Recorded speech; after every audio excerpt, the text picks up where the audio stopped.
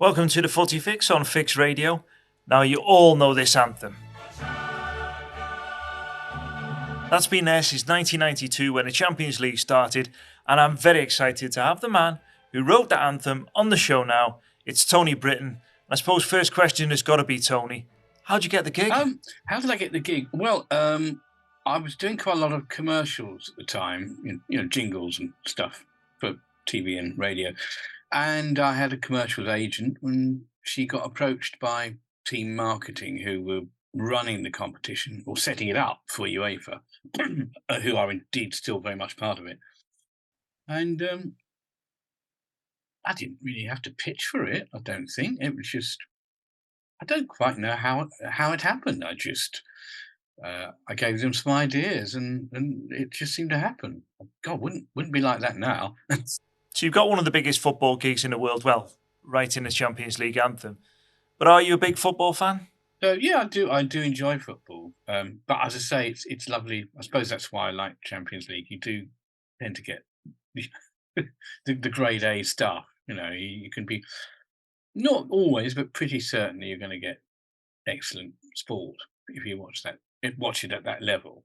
So I suppose back in 1992 when it first came about, did you think this is going to be big, this? Or are you surprised at how much it's grown?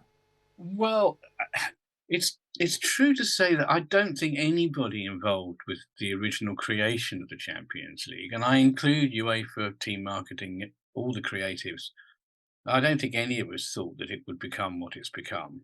It was a long time ago, but it was a replacement for the European Cup, which had become decidedly frayed around the edges. So it was, it's just taken off, hasn't it? But I'm not saying that we didn't treat it very seriously, but there were 8 sides in the original the first 2 or 3 years, and now it's just everywhere. You're quite right. It does seem to, the tentacles reach right across the world. And it's nice. It's nice to hear the music, and I think there was a job reasonably well done. It's fun. And it earns me a bit of money as well. So you've written the Champions League anthem. It gets played out now constantly, every match night, every single stadium, every single TV channel that carries the Champions League. It's better than having a number one. Well, I think even better because it happens every year, and the broadcasters have to have it, the music. It's part of the package. If you want to license the Champions League, you have to have the graphics package, the music.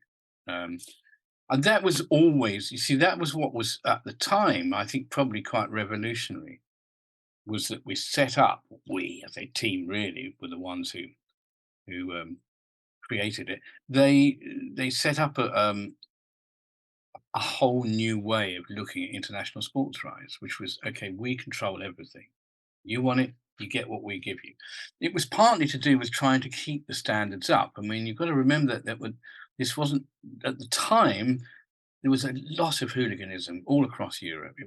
Football had a very bad name, and to their credit, I think UEFA were very keen to make the beautiful game a bit more beautiful again. So part of that was having control, which they exert. I mean, if you want to use the champ, I mean, I could get very rich on the number of people that over the years, and every week or two, my publishers get approached by some people wanting to use the music for something or other.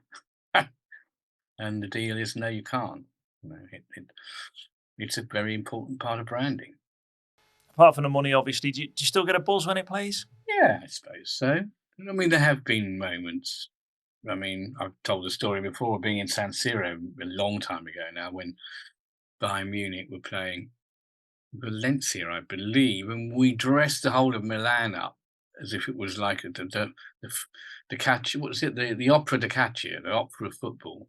And so we had the La Scala Milan chorus singing the anthem live on pitch. It was completely insane. But, it worked. You couldn't hear yourself think. I nearly didn't hear the backing track because the noise at San Siro of the crowd. I mean, when you've got 80,000 people a minute before kickoff, it's very loud. But yeah, it's quite buzzy. when he does play, maybe you're in a pub or at a match, do you sort of look around and say, this is me, looking for that bit of recognition? I'm not. I'm really not that fussed about being recognised. I'm a backroom boy, but I mean, I do get recognised sometimes. Not long before lockdown, I went out for a drink with some chums in South London, where I live part of the time, and it's quite a big pub in West Wickham somewhere, and it was most strange because we had a few pints, and as we came, it was a Friday night, and there was a security guy on there. I'm not quite sure why, because it's kind of it's not really a rough booze at this place, but anyway. And this young chap was there, and as we left, he said, "Oh, excuse me, sir." And I was about to get on my high horse and say, "Listen, what are you talking about? You stopping me? And I'm not a security risk. I'm an old codger with my old mates, you know." And he said, "Are you a composer?" I said, "Yes." And he said, "Did you write the Champions League?" I said, "I did." And he said, "Oh, great. Can I have your autograph?" And um, now, to this day, my chums are absolutely certain that I set him up for it, which I didn't. I didn't actually ask him. I was so overcome. But I think probably what had happened is UEFA from time to time, they've made 2 or 3 little films about how the music was created. And I think it was around about the time they'd made quite a good film, actually, kind of really quite efficiently done. And it was on their website, and a lot of people were watching it. And I guess this guy, perhaps he'd watched it the night before and thought, hang on, I recognise that bloke. It must be now one of the most recognisable pieces of music on TV, surely. I'm told it is. I mean, largely because, of course, the Champions League happens every year, and for the majority of every year, the first group match is in November, and it goes right through till June. And next year, when it expands, I presume it'll go on for even longer. So, yeah, pity people who don't like the music because they can run, but they can't hide.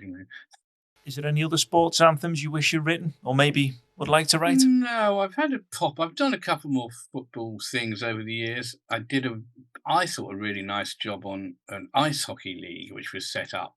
But they made the mistake of having their major sponsors were Gazprom from Russia, and that died to death, along with my music. I've recycled it, of course.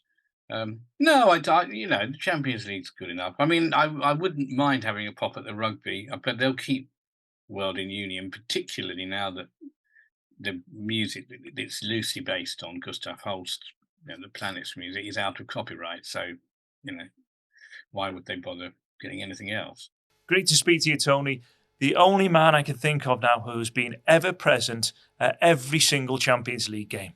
For more like this, you can follow us on fixradio.co.uk or just search Fix Radio on your socials.